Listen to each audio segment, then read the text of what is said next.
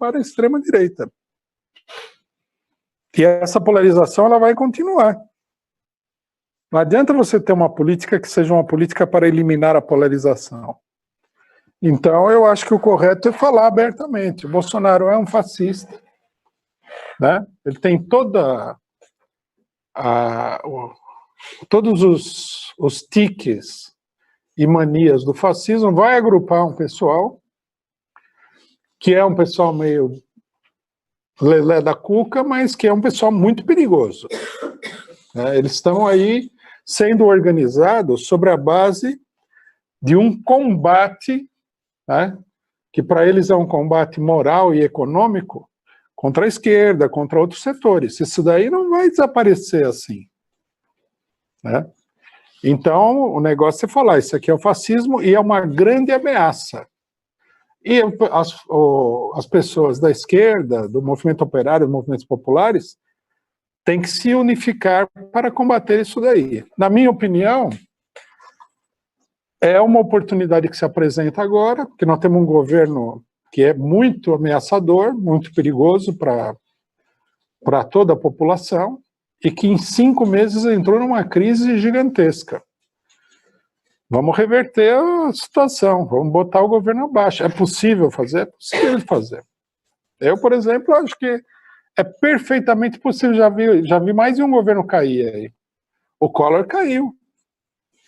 À medida que a mobilização começou a crescer, a burguesia olhou e falou, bom, o Collor passou de solução a um agravante do problema. E tiraram ele. Se a mobilização contra o Bolsonaro crescer muito, a burguesia vai olhar e falar, precisa tirar esse Bolsonaro aí, porque de solução, porque ele apareceu como solução para a burguesia, ele passou a ser uma coisa que agrava todo o problema político no país. O que está faltando, o que é? Que a esquerda toda peça o fim do governo Bolsonaro, que eles não querem impedir.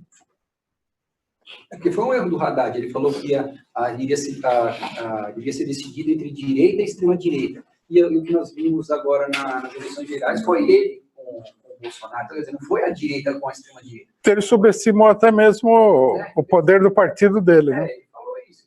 Então, não tem como simplesmente dizer que a nossa democracia está fadada a uma tendência de direita, né? Que a direita vai ser neoliberal, vai ser conservadora. Não, essa avaliação eu acho que ela é equivocada. O que acontece no Brasil é uma polarização dos extremos. Ela não aparece, a polarização não aparece tão claramente assim, porque num dos extremos aparece o PT, que é um partido moderado. Então a pessoa fala assim, como é que é uma polarização de extremos se o partido que mais capitaliza essa polarização é um partido de esquerda moderada? Mas aqui o PT é um partido muito grande, então é natural que ele capitalize. Mas a tendência que ele está capitalizando é uma tendência ao polo oposto da extrema-direita. É simplesmente um problema de estágio do desenvolvimento da polarização, né? Da consciência política das pessoas. Então, quer dizer, falar que o problema no Brasil é que a política toda foi à direita é um erro. Ela não foi à direita, ela foi para uma polarização entre os extremos. Essa polarização começou a se desenvolver com a derrubada do governo PT. Que muita gente olhou e falou, nossa, o que está acontecendo? A direita levantou a cabeça, a democracia está sendo destruída, não sei o que lá. E passou por várias etapas até a eleição do Bolsonaro, que logicamente basta a gente ter um pouquinho de imaginação e a gente sabe que está todo mundo de cabelo em pé com o Bolsonaro. Ninguém quer ver ele continuar no governo. Né? Então, você vai nas manifestações e a coisa mais popular que tem nas manifestações é o fora Bolsonaro. Eu acho até que a esquerda toda corre um risco de não reconhecer isso daí. Tem que ouvir um pouco, né? Como se diz, a voz das ruas, né? Até aproveitar essa carona que o companheiro aqui citou, você viu, não sei que mídia, que eu não compreendi bem a mídia, eu não acredito, né, nessa entrevista, porque acaba a lógica, né, de tirarmos o próprio companheiro Lula da cadeia, porque ele sai, se ele fala, não, A gente não vai brigar pelo fora Bolsonaro. Que sentido tem Lula fora da cadeia? Ele mesmo pensa nisso. Então, por que eu vou sair? Se eu não quero fora Bolsonaro, né, eu não aceito que foi golpe, não aceito nada, aceito que essa democracia fascista, essa pseudo-democracia dessa burguesia estão certos, então para tudo. Para as brigas, paramos tudo, aceitamos, e o povo não vai aguentar até 2022 com Bolsonaro. Fora Bolsonaro. Canalha fascista. Fala. Eu queria saber um pouquinho sobre esse viés fundamentalista religioso, que é muito forte, né, Damares, Ernesto Araújo. Se isso é uma coisa peculiar nossa, igual tem o fascismo de países colonizados, não é um fascismo nacionalista, por causa da imposição do capital, e se é importante enfrentar bastante o pessoal fundamentalista. Faz parte da luta. Não, isso é uma coisa importada dos Estados Unidos, né? É um movimento que cresceu nos Estados Unidos, é uma base importantíssima da extrema-direita norte-americana, né? Que o pessoal chama de neopentecostal e outras coisas assim. São os fanáticos religiosos, muito picaretas também, como são no Brasil, e eles se apoiam sobre um setor principalmente rural, um setor mais atrasado, inclusive setores da classe trabalhadora norte-americana, né? Uma parte da classe trabalhadora norte-americana sem emprego tem uma tendência a se aproximar da extrema-direita. Isso aí foi importado para o Brasil, estimulado também por empresas, por governos, para tentar criar aqui uma base política, né, para um movimento de tipo de extrema-direita. Isso aí é de caso pensado. Logicamente que ele é fácil de se desenvolver, né, porque é muito dinheiro, que nem comércio de drogas, né, muito dinheiro.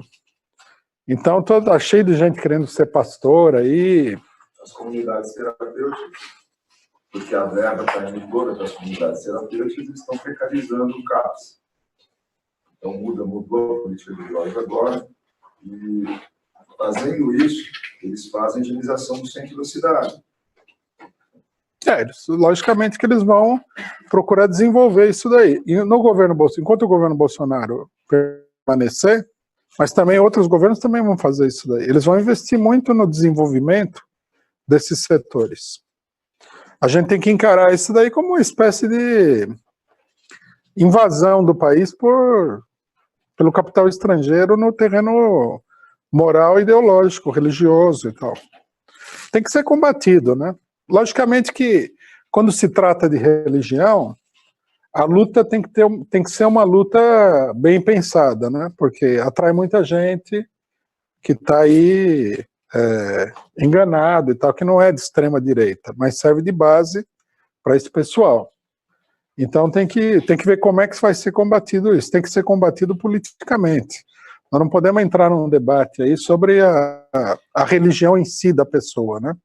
O que ela acredita. Tudo bem. Ela acredita na Bíblia? Ótimo. Posição dela, que não tem problema nenhum. Não vamos proibir ninguém de acreditar em A, B ou C. Mas a política é política. Não é porque você acredita na Bíblia ou qualquer outra coisa que você vai impor isso aí no terreno político. Aí não dá. O problema para enfrentar isso daí, o que é? Que uma boa parte da esquerda é meio pentecostal também. Eles querem impor o que eles pensam meio à força. Então fica um embate assim de dois polos evangélicos, a esquerda e a direita, né?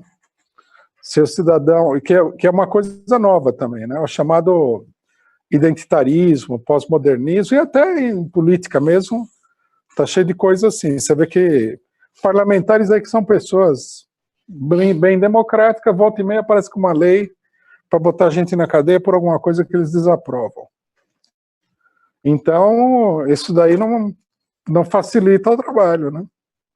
Porque se você fala assim, o evangélico fala, se você é homossexual, então você tem que ser submetido às piores humilhações e tal. Aí vem outro e fala, se você é contra os homossexuais, você que tem que ser submetido às piores humilhações. Bom, o debate ele vai enveredar para um debate de tipo ideológico, que é o pior debate possível. Porque você vai acabar tendo que convencer o povo, ou então você vai ficar no meio do caminho na discussão, de que não tem que ter religião. Você tem que ser ateu. Eu sou ateu, mas eu não posso chegar lá e falar que o cara tem que abandonar as crenças dele. É uma posição totalmente sem, né, autoritária e sem eficiência nenhuma. E nós, do jeito que a coisa é colocada, tende a uma polarização entre dois setores muito autoritários e fanatizados, né? A gente teria que ter uma posição, só um minutinho, a gente teria que ter uma posição, defender uma posição que fosse assim: todo mundo tem direito de pensar A, B, C e D, mas ninguém vai ser reprimido por pensar, né? Na política, nós temos que defender os direitos democráticos das pessoas. Só que, logicamente, o direitista não quer o direito democrático dos, por exemplo, o homossexual ser homossexual. E o esquerdista não quer que o outro tenha direito de pensar que é ruim ser homossexual. Ele tem o direito de pensar isso daí. Então, é um problema político complexo e desarma a esquerda em geral para combater essa ofensiva ideológica. Isso tem que ser enfrentado com uma política em determinados terrenos de tolerância. Né? Porque você tem que buscar unificar a classe operária e mudar o eixo, a classe operária, os setores democráticos, os estudantes, mudar o eixo de um debate ideológico, no fundo, meio vazio de conteúdo, e diversionista, para um enfrentamento de classe, quer dizer, o enfrentamento do povo contra os opressores, né? Logicamente que muita gente vai falar que essa é uma posição que não dá devida importância ao problema LGBT, ao problema do feminismo e tal. Não é verdade. Eu acho que tem uma explicação aqui que é muito importante de ser dada, que é o seguinte: a luta política ela tem um caráter de conjunto. Por exemplo, se fortalece a direita, todo mundo que está lutando pelos seus direitos vai ficar enfraquecido. Não adianta você tentar defender os seus direitos de uma maneira paroquial, como se você estivesse desvinculado do resto do mundo. Porque o que determina a possibilidade de você avançar em qualquer terreno, de qualquer direito, é a relação de forças geral da sociedade. Se a relação de forças for negativa para as pessoas oprimidas que lutam por direito, ela vai perder esses direitos. Quer dizer, o problema da relação de forças e o problema do poder político, eles são muito mais importantes do que qualquer reivindicação parcial. Se você defender o salário dos trabalhadores, mas fizer isso de uma tal maneira que fortaleça a direita, pode acontecer, né? Há maneiras de fazer isso daí, você não vai avançar na luta salarial, você vai perder. Então, quer dizer, todos esses movimentos deveriam levar em consideração de que, no tipo de sociedade que nós temos, com a organização que ela tem, os problemas centrais, eles subordinam os problemas parciais. Então, quer dizer, a relação de força geral entre o povo e a burguesia, ou seja, entre a esquerda e as forças populares e a direita, é muito mais importante do que qualquer reivindicação parcial. Então, a reivindicação parcial, ela tem que estar vinculada, né, a essa luta central, né? E também tem que estar vinculada à luta pelo poder. Se o Bolsonaro se consolidar, um movimento parcial vai se dar bem. Se a pessoa fizer o erro, cometer o erro que é cometido sistematicamente, de opor o direito das mulheres à luta contra o Bolsonaro, vai perder. Embora possa parecer para a pessoa que, naquele momento, ela está defendendo uma reivindicação justa. Mas nós temos que lembrar que a política não tem nada a ver com a justiça em geral. A política é uma luta. Tem a ver com a força e as forças que são desencadeadas no processo. Né?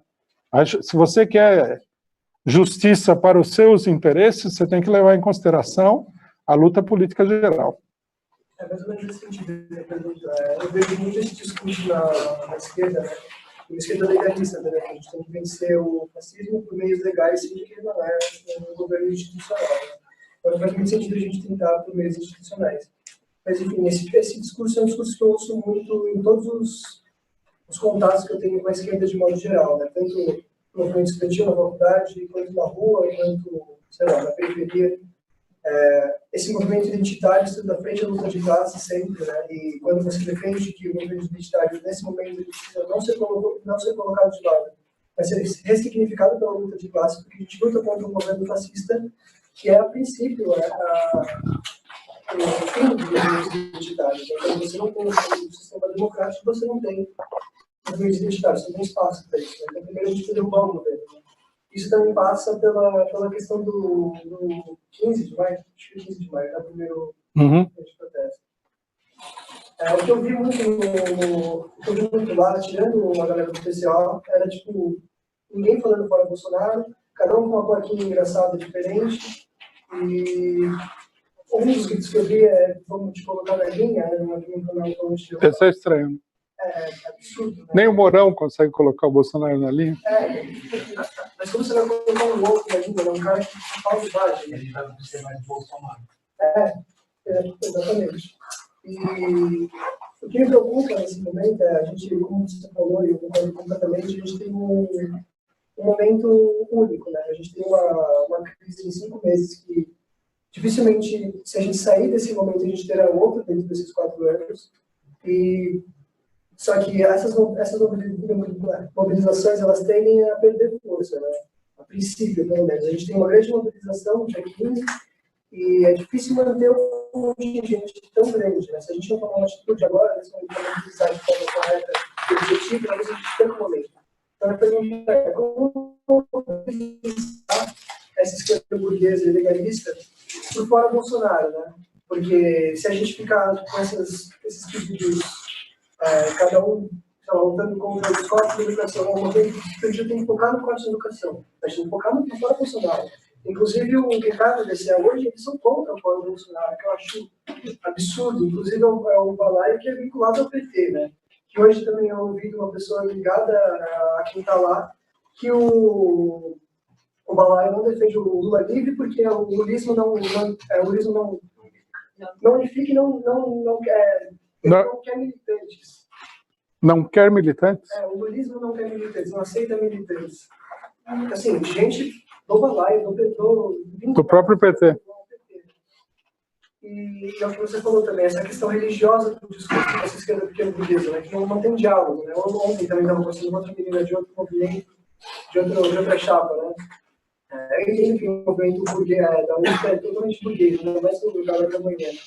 Mas que o governo Bolsonaro não é fascista, né? Então, quando a gente fala que a gente tem que lutar contra o fascismo no governo, a gente já tem partido de membro porque não é um governo fascista. Quando ela vinculada ao pessoal, que até entende por que ela fala isso do pessoal, mas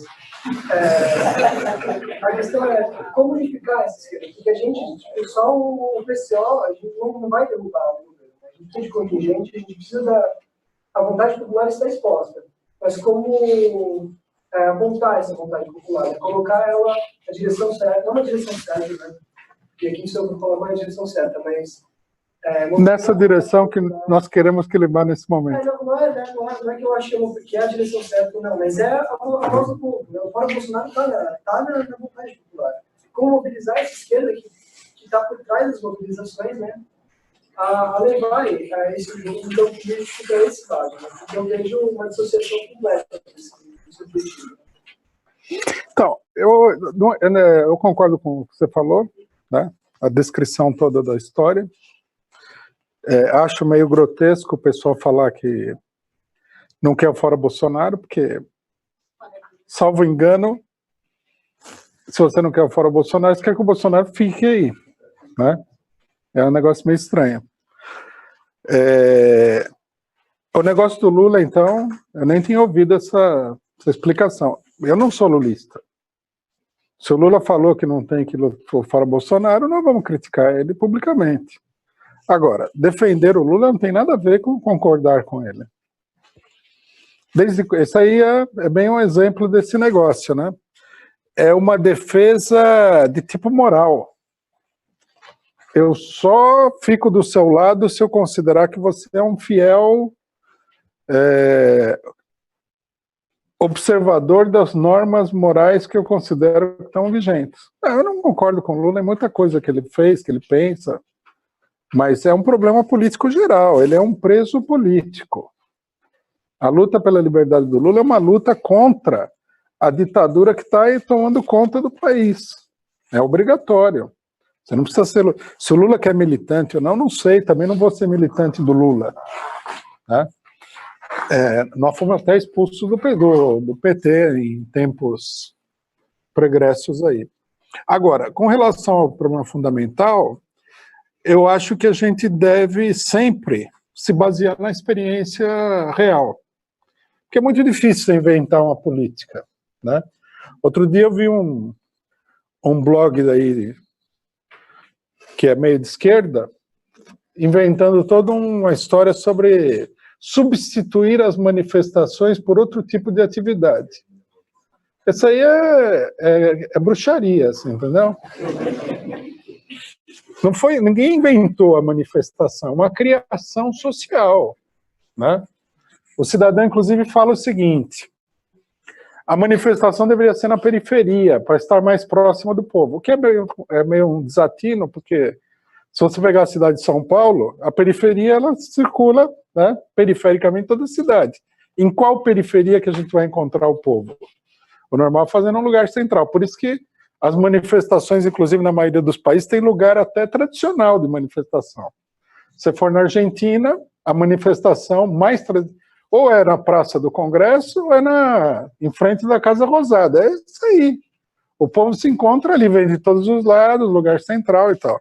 Então, isso daí eu acho que é absurdo pensar assim. Né?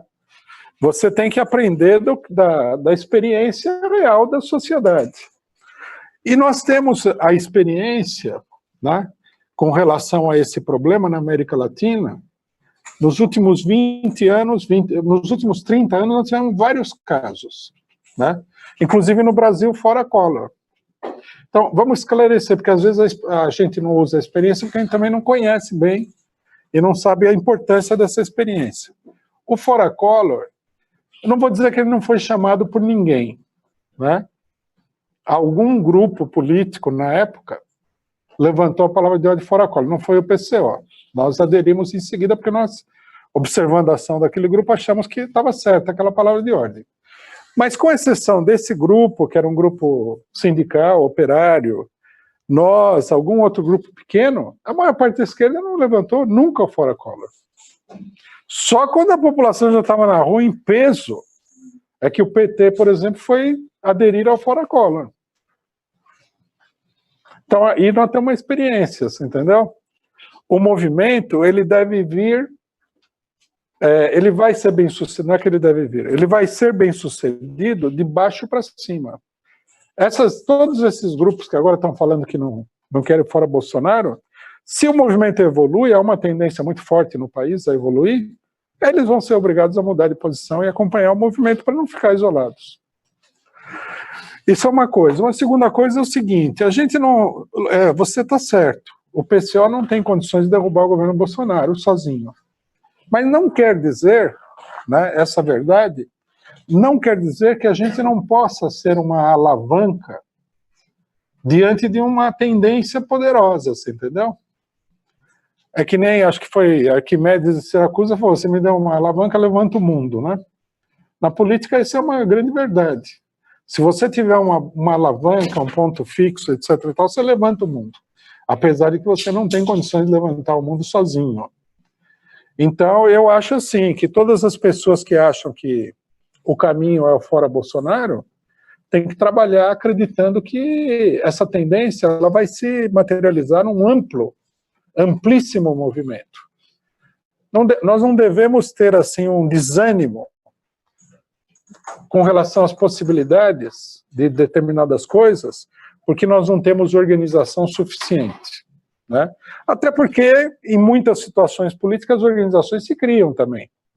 Aconteceu mais de uma vez na história do mundo.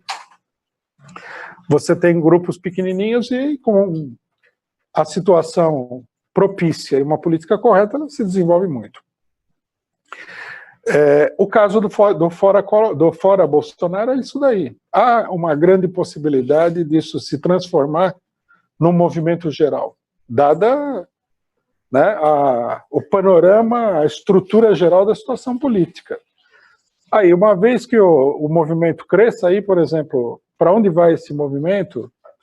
A burguesia vai tentar salvar o regime sacrificando o Bolsonaro se o movimento crescer muito. Aí você entra num período de tarefas mais complexas. Aí também, né, é mais difícil de administrar. Mas, enfim, um passo de cada vez. Né? Não precisamos resolver todos os problemas de uma vez. O problema, no momento, seria resolver de criar um amplo movimento nacional pelo fora Bolsonaro. Minha opinião, esse movimento aí está... Os partidos todos que falaram para você que não deve derrubar o Bolsonaro, todos eles estão com uma crise interna discutindo se deve adotar a palavra de ordem de fora Bolsonaro ou não. A própria história que apareceu, né, de que o Lula falou, e mais ainda se o Lula falou, mostra que tem uma crise muito grande, porque o Lula, a política dele deveria ser ficar lá e só falar coisas incontroversas do ponto de vista dele, né? Se a pessoa vai entrar numa bola dividida dessa, tendo na cadeia, é porque a coisa está ruim. E está ruim. Nós temos informação, a gente participa do movimento. Um amplo setor do PT é a favor do fora Bolsonaro. Tem isso aí também. Um amplo setor do PT e de todos esses grupos com quem você conversou, eles são a favor do fora Bolsonaro. A pressão sobre eles é muito grande. Então a gente tem que aumentar a pressão, né? Na política, muita gente quer discutir o negócio, discutir é importante, veja que nós estamos discutindo aqui, é altamente produtivo, mas para um amplo movimento você tem mesmo que insistir naquilo que você está defendendo. Então, por exemplo, dia 14 vai ter manifestações em função da greve geral, vai ser uma grande mobilização nacional. Todo mundo que está preocupado com a situação tem que ir lá e trabalhar pelo fora Bolsonaro, conversar, distribuir panfleto. Por exemplo, o pessoal talvez não saiba, mas nós, só nas 3 manifestações, o PCO distribuiu quase 500 mil de adesivos de fora Bolsonaro. Quer dizer, melhor que qualquer pesquisa, né? O pessoal briga para pegar o nosso adesivo. Cola na testa. Não, o pessoal arranca da sua mão se você vacilar. Eles roubam da roupa. Roubo da roupa, é. Quer dizer, a pressão está grande, nós temos que impulsionar isso daí também, veja só. Por mais que a gente esteja preocupado, a gente tem que ter um certo sangue frio, porque nada depende de ninguém individualmente e, na maioria das vezes, não depende de nenhum grupo. Então você tem que fazer sua parte e esperar que o vento venha a favor, que nem as caravelas portuguesas que vieram para o Brasil. Porque se não tiver vento a favor, não vai chegar, né? Infelizmente, pode ser chato para quem, principalmente quem tem necessidade de controlar as coisas, que a política seja uma coisa tão difícil de controlar, que é difícil mesmo. Né? A atividade mais consciente, mais intensa, mais organizada, só pode fazer uma pequena fração do trabalho. O problema depende mesmo do agrupamento das circunstâncias. Né? Nesse momento eu olho com muito otimismo, porque o vento está subindo. Não sei se você quis dizer isso, mas as mobilizações nesse momento elas estão com a flecha ascendente. Mas vamos ver como é que vai ficar daqui para frente. É uma pressão gigantesca. Numa reunião que teve aí da Frente Brasil Popular, apareceu um cidadão lá e levantou a seguinte palavra de ordem, que a gente já tomou a palavra de ordem, que é a seguinte: mobilização derruba o capitão, greve geral derruba o general. Você vê que esses são sintomas de que é um movimento crescente, né? Ninguém fica em casa bolando essas palavras de ordem. Quando todas as direções políticas são contra o fora Bolsonaro, à toa. Ele está sentindo que a situação é muito favorável. Nós devemos pensar muito nisso daí e aproveitar a situação, né? Até mesmo pensando aí, seguindo a sua pensamento, né, pelo fato de que parece que o fascismo, por ser um movimento internacional, parece que a gente estivesse ganhando força, né? A gente vê pelo Trump, aí, que especula-se que ele vai ser reeleito, E, assim, a própria família Bolsonaro, eles são pró-Trump, abertamente, né? Então, é como se, parece que é como se fosse, você falou dos extremos, né? Quer dizer, ou eles vão aí se permanecer, ou tem que ser um movimento forte mesmo de tirar eles, né? Entendeu? Não alguma coisa, como o Pedro estava citando, se é alguma coisa legalista, esperar que ele vacile e caia alguma corrupção. Isso é muito perigoso, né? Dele, agora é a vez dele fazer pedalada fiscal, sei lá o quê, né? Quer dizer, porque pelo fato dos Estados Unidos está um horror lá, né? Eles estão com campos de concentração, eles estão internando bebês lá, né? Tá uma coisa tá bem difícil, né? Então, quer dizer, tudo parece que se alia que o Trump fique mais 4 anos, apesar do Bernie Sanders, né? E também, não, assim, é um democrata ali, pró-guerra, né? As coisas deles lá. Mas tudo indica de que o Trump vai ficar, né? Parece que, né? As más... Tem um vento a favor do Trump. Mas também tem que levar em consideração o seguinte: o crescimento uma análise cuidadosa das eleições europeias é importante. A imprensa procurou ocultar o desastre. Mas se você somar todas as bancadas de extrema-direita, eles até dividiram. Uma parte da extrema-direita foi classificada como nacionalista. Na verdade, é tudo extrema-direita. Eles tiveram uma cadeira a menos do que a bancada conservadora que domina a Europa. Uma. É um resultado catastrófico, né? A bancada conservadora perdeu mais de 40 cadeiras, a social-democracia também. Do ponto de vista institucional, que é isso que os jornais procuram focalizar, né? Não altera nada, porque dá para montar uma maioria pró-Europa, de setores, né, moderados, conservadores de direita, onde também tem uma extrema-direita, dentro desse bloco, com a social-democracia, com o Partido Verde, que não é nada e tal. Dá para você controlar a situação, mas do ponto de vista da análise do movimento político na Europa, quer dizer, do dinamismo das forças em ação, o resultado é ultra catastrófico. A extrema-direita teve 35% dos votos na Itália. A Itália é a terceira maior economia da Europa, se não me engano. Terceiro país mais industrializado. Dizem que é mais industrializado, inclusive, do que a França. Quer dizer, é catastrófico o resultado. Abriu uma crise na Itália, os direitistas, vendo que eles estão com essa bola toda, vão tentar forçar uma eleição parlamentar. Se tiver eleição parlamentar, é capaz que eles ganhem a eleição. Agora, por quê? Né? Porque falando assim, fica um negócio meio místico, né? Por que esse é o movimento natural das coisas? Porque a política neoliberal aplicada pela social-democracia e pelos conservadores, ela está sendo totalmente rejeitada pelas massas da maioria dos países da Europa. Né? Então, na hora H, o social-democrata ele chega lá e fala assim, não, o fascismo é autoritário, assusta o pessoal, né? Vai atacar os sindicatos e tal. Mas acontece que o povo também tem gente que está aí a ponto de morrer de fome, né? Então, nessa hora, o que conta mais para o setor mais atrasado da população e tal? São os direitos políticos? É a democracia em abstrato ou é a comida, o pão nosso de cada dia? É complicado. É um colapso, né, de um regime político pelo colapso econômico. No Brasil, o Bolsonaro é o resultado do colapso do centro, né? Aqui tem uma confusão, porque o PT estava no governo, então isso aí confunde a cabeça do pessoal.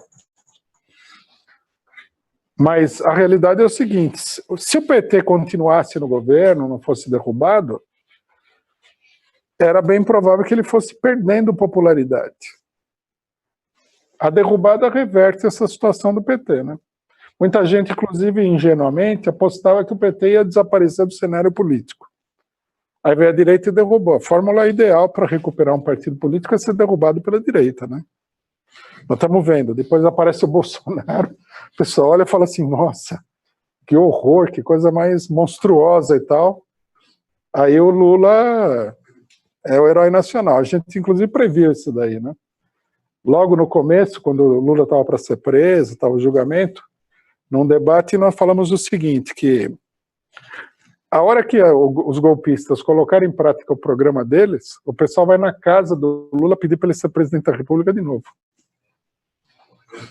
Porque a política é assim, não? Ninguém vai fazer um raciocínio abstrato, é para pessoas muito intelectuais. As pessoas atuam no dia a dia, empiricamente. Então, quer dizer, a situação no Brasil nesse sentido é um pouco diferente, não é totalmente diferente. Mas na Europa, a direita está navegando aí no desastre econômico provocado pela política neoliberal, cujo maior exemplo, né, que afundou totalmente a esquerda, é a Grécia. Eles quase destruíram o país. Isso aí assusta também o povo, né? Na Europa, que é politizado tudo. Parecia um sonho, né? Que a União Europeia iria resolver os problemas de todo mundo e tal. Daí eles vão lá e começam a torturar o povo grego. Aumentou até a taxa de suicídio. Aí, todo mundo olha e fala, não é bem assim, a coisa está feia e tal. Por isso a extrema-direita tende a crescer mesmo. Até porque a esquerda, não, como nós estamos vendo no Brasil, não sabe o que fazer. Né? Abusou da paciência da população, você vê na Itália, o Partido Democrático. Abusou da população a não poder mais, né? Achando que o pessoal ia sempre apoiar eles. Agora, eles tiveram 20%. Esse partido é um partido gigantesco. Né? Se alguém conhece a história do Partido Democrático, esses números aqui são ultra espantosos.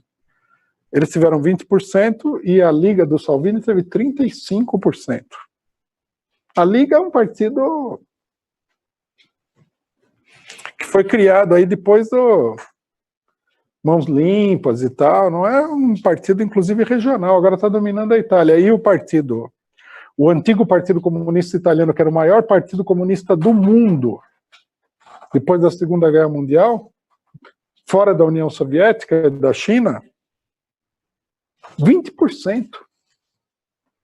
Esse partido domina a maior parte dos sindicatos italianos, tudo. É um colapso total. E por quê? Política neoliberal. Quem que aguenta isso? Então, o PT está falando que a gente tem que se unificar aí com o PSDB. Isso aí não vai dar certo. Quem que quer se unificar com o PSDB? Nem o Bolsonaro é tão assustador assim. Não faz sentido.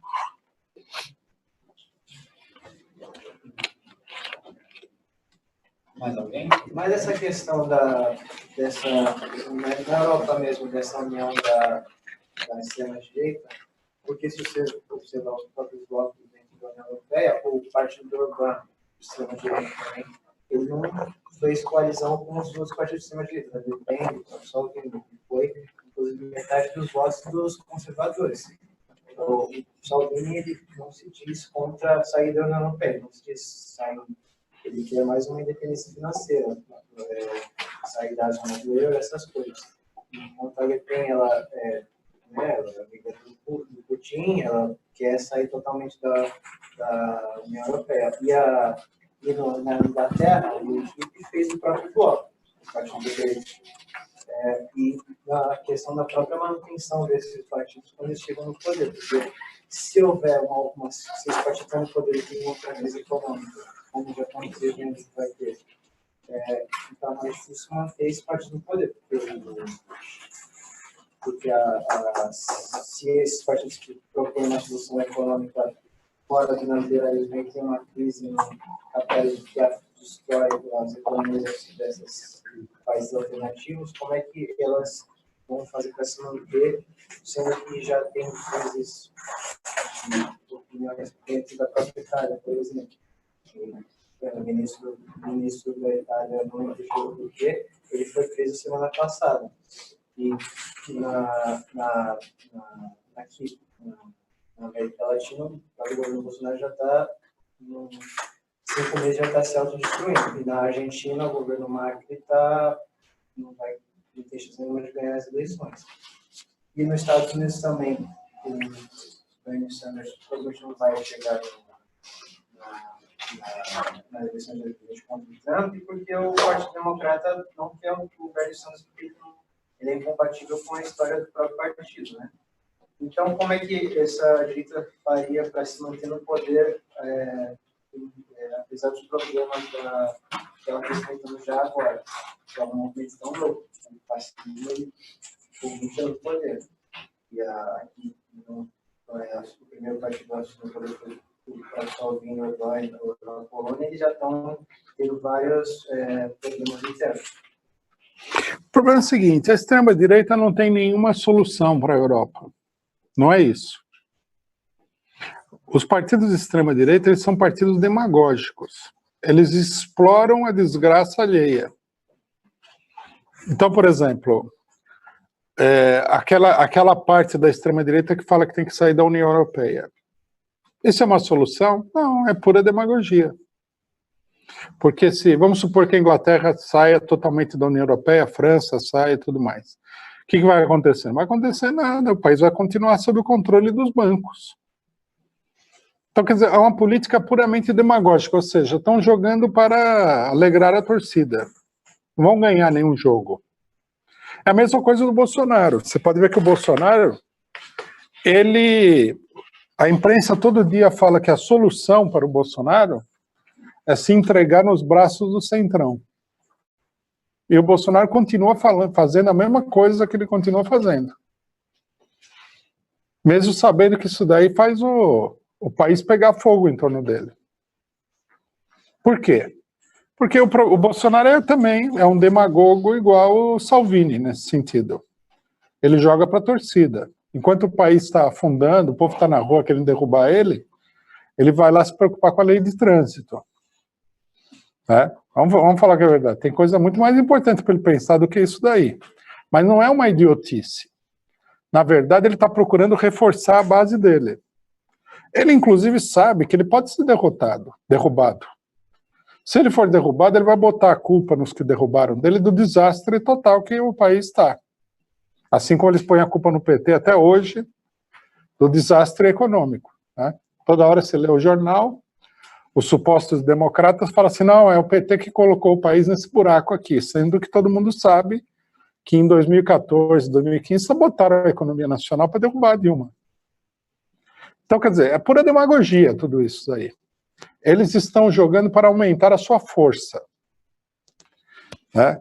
A extrema-direita só pode ser bem-sucedida se eles estabelecerem uma ditadura, que é o que eles querem. Eles são partidos a favor de uma ditadura.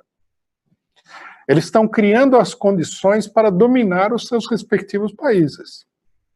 Então, por exemplo, o Salvini sabe que pode acontecer de amanhã ter novas eleições, ele ser a primeira minoria do país, ele teve 35% dos votos, ele pode chegar até a 40% e não formar um governo de várias forças contra ele.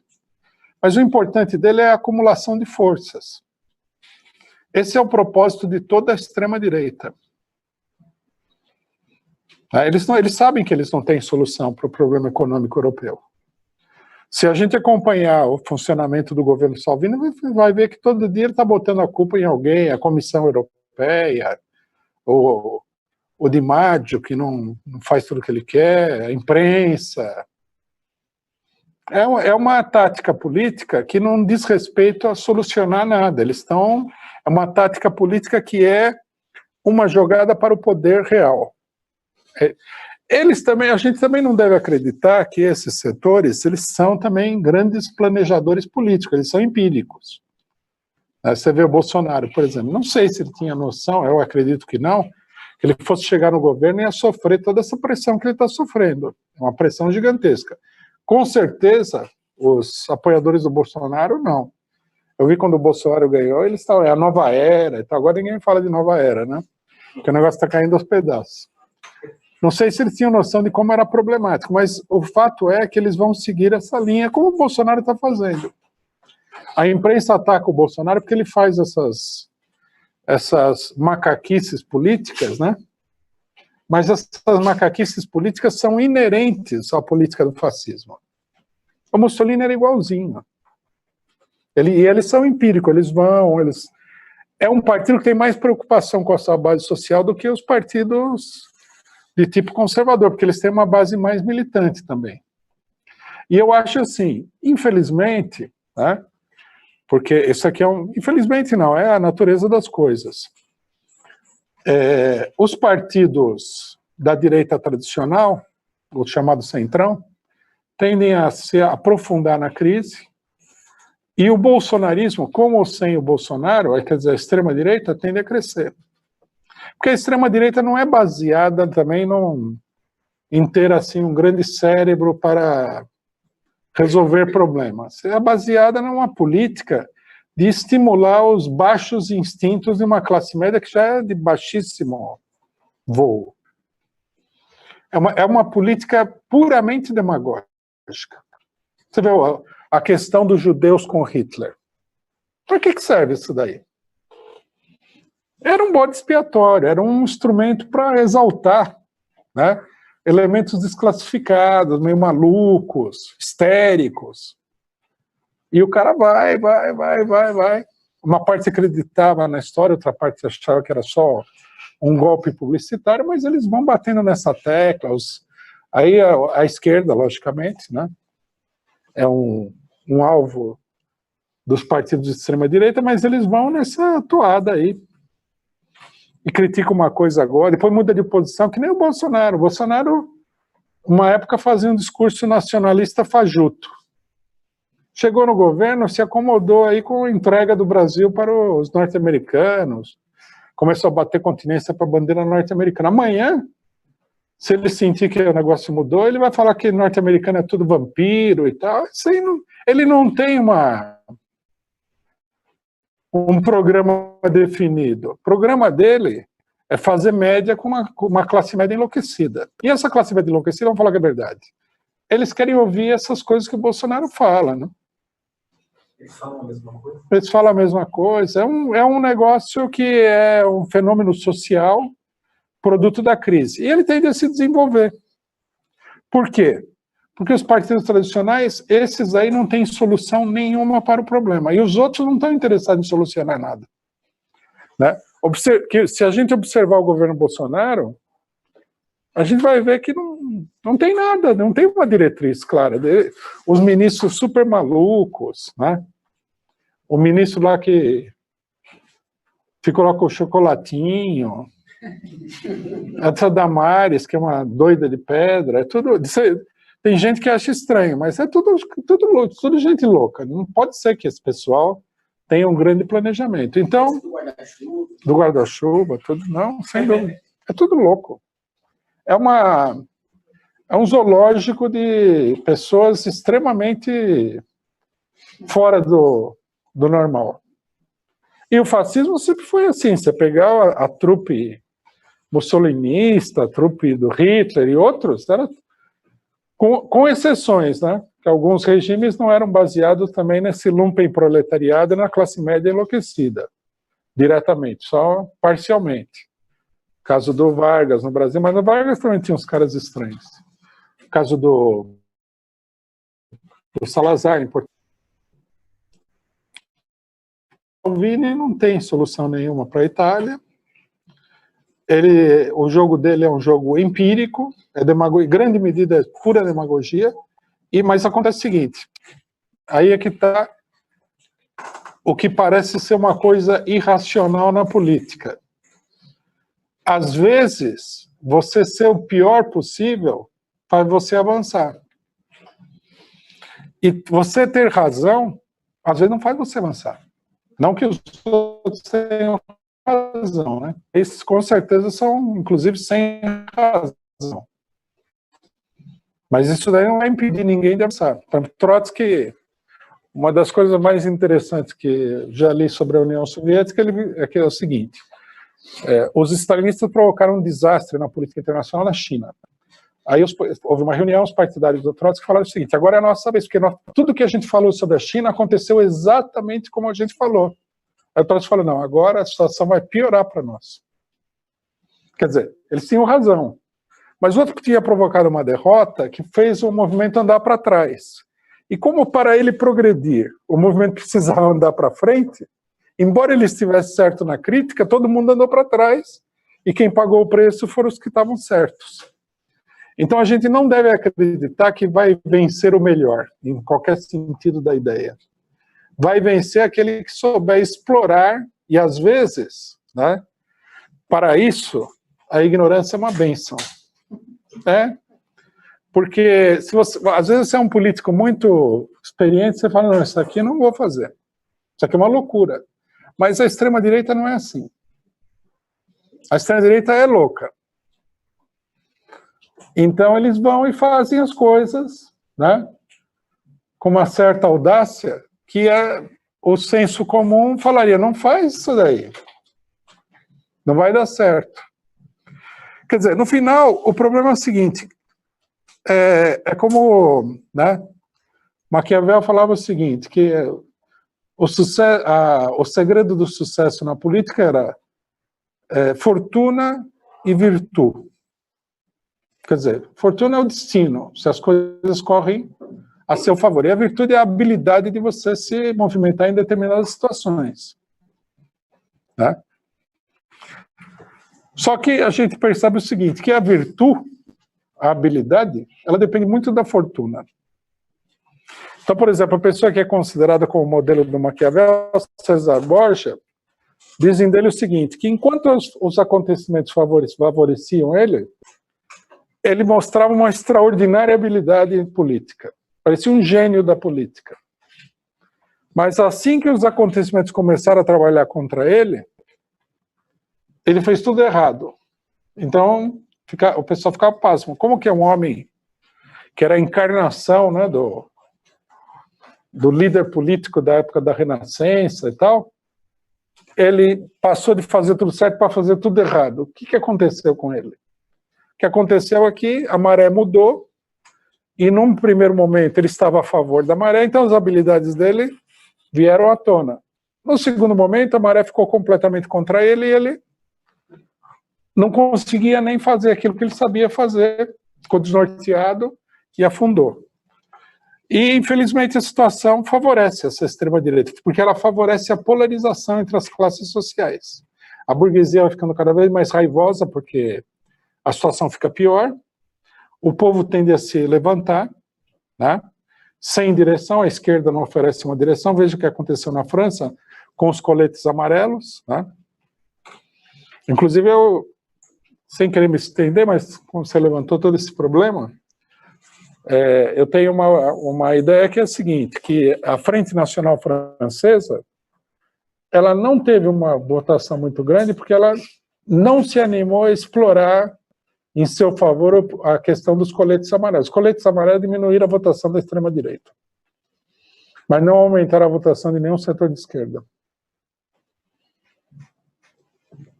Quer dizer, a gente tem que prestar atenção nas leis próprias da política que não seguem uma racionalidade formal. É um movimento espontâneo das classes sociais. Então, a gente tem que entender que o desabamento do regime favorece a extrema-direita e a extrema-esquerda, mas favorece mais, do ponto de vista imediato, a extrema-direita, porque as massas estão relativamente paralisadas, a extrema-direita recebe apoio dos setores da burguesia, que é muito importante, muito dinheiro, etc. e tal. Tem que levar em consideração tudo isso daí. E eles não têm solução, eles são uns malucos, eles são o caminho do desastre. Veja a Alemanha, né? O Hitler quase que literalmente destruiu o país, quase não, literalmente destruiu o país. Mas não quer dizer que eles não vão para frente nesse momento. Seria muita confusão se deixar levar pelo fato de que eles são muito ruins para achar que eles vão ser derrotados, né? Às vezes a vitória é do pior possível do ponto de vista da política.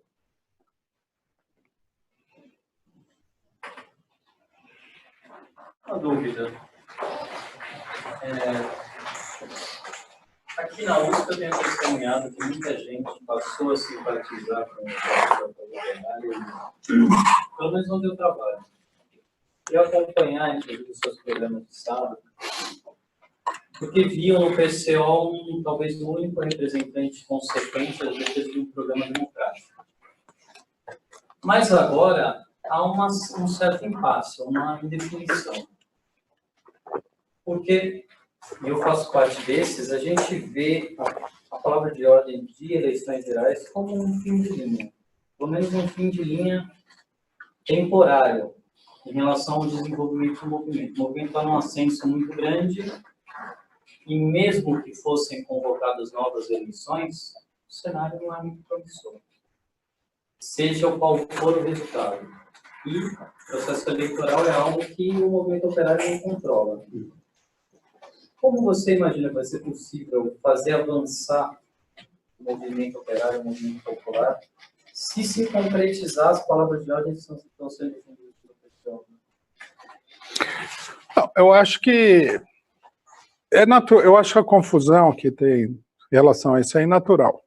Em outros momentos também, não é a primeira vez que acontece isso, em todo esse processo do golpe, desde 2014. Em vários momentos, aquilo que a gente falava parecia, para vários setores que tinham apoiado a gente antes, como sendo uma coisa errada. Mas não, eu não acho, sem querer ser autoelogiar o partido, né? Eu não acho que é um problema da política do partido, eu acho que é um problema da própria situação, em primeiro lugar, né? Então acho que é natural que haja esses momentos de impasse, de confusão e tudo mais. Aconteceu, por exemplo, aconteceu na eleição quando o Haddad foi escolhido para substituir o Lula. Muita gente achou que a nossa posição de não apoiar essa manobra política foi equivocada. Normal, a gente aceitou com naturalidade. Eu acho que a mesma coisa está acontecendo agora. Por quê? O problema da solução é um problema complexo, né? O fora Bolsonaro é fácil, muita gente concorda. O problema é, e depois do fora Bolsonaro? Qual que é a perspectiva que você aponta? Nós temos aí 3 possibilidades. Uma seria fazer um acordo geral para substituir o governo por um governo tampão de comum acordo entre vários setores, inclusive com o Centrão, que é a política que o PT está apontando. Uma outra seria derrubar o governo de maneira revolucionária e avançar para um poder popular. Se você propuser isso aqui, no atual estágio da mobilização, é incompreensível para a maioria das pessoas. Então você tem uma solução que é intermediária, que é a solução democrática. Saiu um governo que é odiado pelo povo, vamos chamar novas eleições, que é o normal dentro do regime democrático, embora seja uma posição, como aparece para algumas pessoas, bastante moderada. Então, quer dizer, é meio que uma posição lógica, de fato, né? Nas opções que nós temos, é a posição, digamos assim, viável para você colocar, não viável do ponto de vista da realização, mas viável do ponto de vista da própria consciência de todo mundo que participa do movimento. Se cair o governo, ou você entra o vice ou alguma combinação, ou você chama novas eleições. Seria o mais normal, né? Ninguém vai pensar que você vai derrubar o governo e vai estabelecer um regime inteiramente distinto. Uma coisa que pode acontecer dependendo da intensidade da mobilização, mas isso não existe ainda. Então a gente não poderia levantar porque ficaria como uma coisa imaginária da nossa parte. Bom, mas qual é a vantagem no caso de você fazer eleições?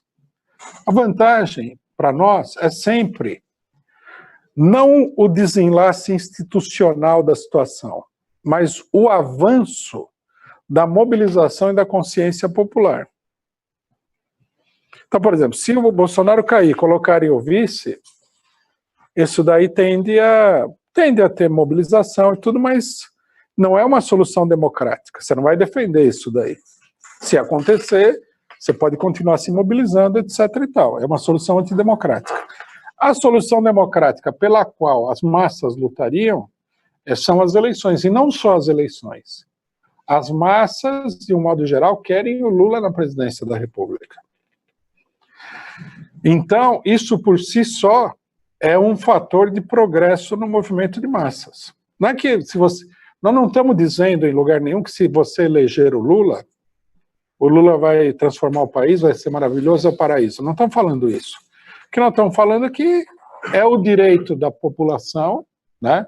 O Lula é uma pessoa que teria na eleição mais votos do que o Bolsonaro, eleger o candidato da sua preferência, que é um candidato popular, de esquerda, etc. e tal. E isso daí é importante, porque permite que o pessoal faça uma experiência baseada num curso de desenvolvimento da situação positivo, progressista. Né? Eu acho que a grande confusão é a seguinte, que o pessoal olha e fala assim, isso não é uma solução, quer dizer, não é uma solução no sentido de que o governo Lula vai ser bom, que não vamos resolver todos os problemas, porque efetivamente não, tem um longo caminho pela frente para uma solução efetiva do problema nacional. Mas todo mundo teria que concordar que isso daí, embora não seja uma solução nesse sentido, é uma política que permite evoluir. Né? E nós temos que ir marcando o caminho da evolução de acordo com a evolução da própria situação. Se a situação permite você tirar um governo que caminha para ser uma ditadura, colocar um governo mais democrático, né? Fazer com que a população pressione esse governo, exija, volte a colocar suas reivindicações sobre a mesa, etc. e tal, isso daí permite uma evolução. A gente vê a coisa simplesmente desse ponto de vista. Porque senão a gente colocaria, a solução é a revolução, é o governo da classe operária, popular, de caráter socialista, comunista, etc. e tal, mas isso, do ponto de vista da política imediata, é meio que uma política imaginária, não está colocada. Ela não é imaginária porque, em última instância, ela é viável, né? Mas ela não é viável de imediato.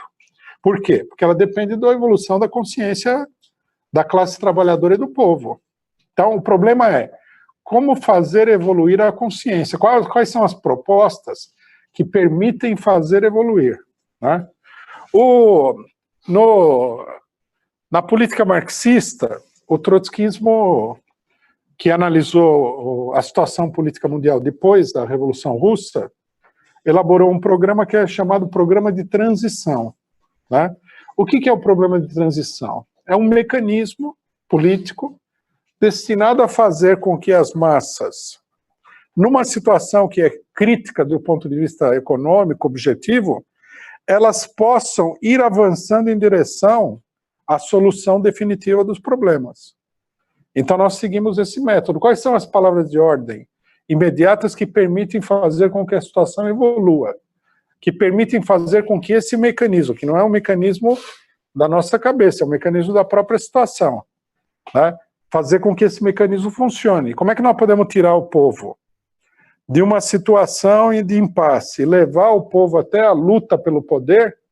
Quais são as etapas e as palavras de ordem que permitem avançar nesse caminho? Esse é o mecanismo central.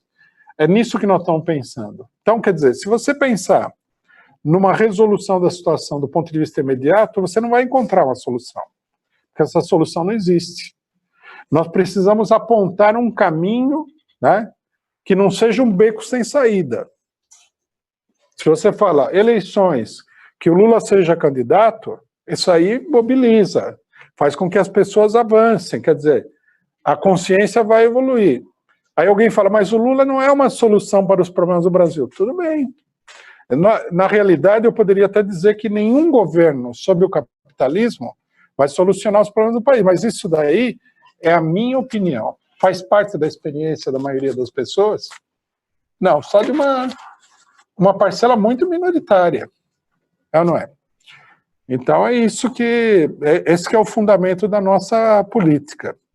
Agora, eu vou dizer para você, no momento, nós levantamos essa palavra de ordem para preparar o terreno. Por quê? Porque nós já tínhamos pensado, né, no PCO antes o seguinte: nós lançamos o Fora Bolsonaro antes do primeiro turno das eleições, se antecipando aos acontecimentos. Né? Não era difícil ver que esse Bolsonaro aí o mundo está contra ele. A burguesia mesmo teve que aceitar ele como uma solução improvisada. Então nós lançamos essa palavra de ordem e falamos, vai frutificar. Alguns companheiros falaram, mas e aí? O que nós vamos propor se o Bolsonaro cair. Aí eu falei, a única proposta viável é eleições gerais. Então os companheiros falaram assim, mas por que não propomos agora? Eu falei, porque ainda não tem um movimento para derrubar o Bolsonaro. A hora que tiver um movimento, nós já antecipando os acontecimentos, lançamos a palavra de ordem de eleições gerais. Então, é uma palavra de ordem preparatória. Quer dizer, nós já estamos dizendo o seguinte, nós não vamos aceitar o Mourão. Nós queremos uma solução democrática para a crise, você entendeu? Mas a palavra de ordem central mesmo é o fora Bolsonaro. A tarefa do momento é criar um amplo movimento pelo fora Bolsonaro. Eleições gerais é uma palavra de ordem preparatória. É meio que dizendo assim, já vamos ficar de olho, porque vão colocar o vice, nós não queremos o vice. Você entendeu? É mais ou menos isso daí. Agora, de fato, se nós estamos buscando uma solução imediata, isso não é solução, é a melhor solução disponível, digamos assim, né? Você entra no supermercado e fala, quantas marcas de manteiga tem? Tem 3. Bom, então, ou eu vou para outro lugar procurar aí, andar e tal, ou compro uma das 3, mas não, a minha favorita não está aí. E o que a gente vai fazer? O que está disponível no momento para avançar é eleições gerais. Não é só eleições gerais. Para nós, eleições gerais, ela tem uma tradução muito clara. É eleger o Lula. Porque o resto tudo é fantasia também. Vão eleger quem? Eu vou ser candidato. Pode ser que eu seja candidato também, sei lá. Mas se eu vou ser candidato e vou ganhar a eleição, não. Ninguém vai ganhar a eleição. Só o Lula. Mas sem querer criar assim, uma solução mirabolante. Nessa equação toda, você imagina que essa palavra de ordem ela não pode de maneira nenhuma atrapalhar o desenvolvimento eventual de uma greve geral, um comando nacional de greve que talvez se proponha tarefas mais ambiciosas, porque, claro, o movimento pode se desenvolver além daqueles limites planejados. Né? Porque, assim, não estou comparando o PCO com os morenistas, claro, mas um dos problemas que sempre se acusa dos morenistas do ponto de vista da esquerda revolucionária é o fato deles confundirem na atualização do programa de transição programa democrático com programa revolucionário. Embora, na atualidade, o programa democrático deles, na verdade, é um apoio imperialista. Mas, teoricamente, seria isso. E uma das preocupações é justamente não confundir e apresentar sempre a via revolucionária, nem que seja com caráter agitativo ou, como você disse, preparatório. Não, a gente tem que apresentar. Por exemplo, nós publicamos um panfleto, que deve ter aqui, de convocação do ato. A última palavra de ordem é por um governo dos trabalhadores da cidade do campo. Mas é uma palavra de ordem de pura propaganda política, para o pessoal saber que existe vida além da eleição de um presidente da República, né? Ela não é efetiva. Agora, o que acontece é o seguinte, né? Você falou, pode acontecer que as tarefas se coloquem aí. O movimento operário coloque uma tarefa mais profunda, mais geral. Uma coisa que um partido que se pretende revolucionário deve ter é ter a sensibilidade para a evolução do próprio movimento, né? Nós não podemos ter as nossas palavras de ordem como se fosse um dogma. Então eu falei eleições gerais. Aí o movimento começa a se desenvolver no sentido de uma solução revolucionária e você ficar preso naquela palavra de ordem. Isso aí seria uma falha metodológica muito grave. Na realidade, você tem que se adaptar à situação, numa certa medida, lógico, né? Quer dizer, eu, por exemplo, acho que uma das grandes lições da Revolução Russa, né, e o Lenin insiste nisso daí sistematicamente, é que você tem que sentir o pulso da situação. Eu acho que uma coisa fundamental na política é sentir como os acontecimentos estão se desenvolvendo. Esse sentir o pulso é uma metáfora bem interessante, porque a cada momento, né, você teria que sentir de novo o pulso. Por exemplo, as manifestações, elas têm que ser acompanhadas, a gente tem que ver qual que é o humor que se manifesta, saber interpretar isso daí a cada momento. E dependendo da evolução, porque nós estamos buscando uma evolução, se a evolução for mais rápida do que nós estamos pensando, porque é bem possível que aconteça uma coisa dessa, como é bem possível que aconteça o contrário também, que você está esperando uma evolução mais rápida, ela é mais lenta. Você tem que saber se ajustar, né? Então, nós não temos. Essas palavras de ordem não são dogmáticas, não respondem a nenhum interesse separado do movimento, você entendeu? Não é que nós queremos porque queremos que tenha eleição, não. É uma palavra de ordem que a gente acha que é adequada para a situação, mas não, nada impede que, se a situação evoluir num sentido mais rápido, você modifique isso daí. Eu acho que é natural, mas no momento, me parece que essa é a palavra de ordem que corresponde à situação. O negócio dos morenistas que você condena, assim como de boa parte da esquerda, é que as palavras de ordem elas são tiradas de outros interesses que não o desenvolvimento próprio da situação. O que em política sempre leva a coisas problemáticas para quem faz isso daí. Porque você entra em contradição com a situação política, o que é uma receita para a crise, né? Os partidos que têm uma maior abrangência popular, maior experiência, eles conseguem manipular a situação em favor deles, mas eles ficam também na corda bamba com essas coisas, né? Agora, por exemplo, o PT não quer levantar o fora Bolsonaro. Isso aí vai levar a uma contradição muito grande. Vai levar. Já a contradição está posta aí. Eles estão entrando em contradição com o desejo de uma ampla parte da sua base social. E eles estão fazendo isso não porque é uma avaliação do movimento. Eles estão fazendo isso porque são interesses que se contrapõem ao desenvolvimento normal da situação. Mas no nosso caso, claro que você não precisa acreditar nisso só porque eu estou falando. Você deve ver se isso aí que eu estou falando é uma realidade. Mas no nosso caso, né, não há nenhum interesse particular. Nós estamos pensando no desenvolvimento do movimento num sentido amplo. Então, a gente, diante da evolução da situação, de qualquer modificação, a gente teria que se adaptar a isso daí. Né? A política é feita assim, né? Você levanta uma palavra de ordem. Por exemplo, Lenin levantou todo o poder aos soviets. Num dado momento da situação, ele falou, isso aí já se esgotou. Agora é outra palavra de ordem. Não dá mais, não existe mais uma base para essa palavra de ordem. Depois, mais para frente na Revolução, eles voltaram com essa palavra de ordem, porque a situação se modificou de novo. Então, quer dizer, o mecanismo da luta política ele é assim, você tem que sentir o pulso da situação e adaptar as suas palavras de ordem a esse movimento, né? Mas é como eu falei, você não precisa acreditar nisso porque eu estou falando, porque a experiência com os partidos eu sei que, inclusive de esquerda, é muito negativa, né? Tem que observar para ver se isso daí o que eu estou falando é uma realidade ou não e debater o problema.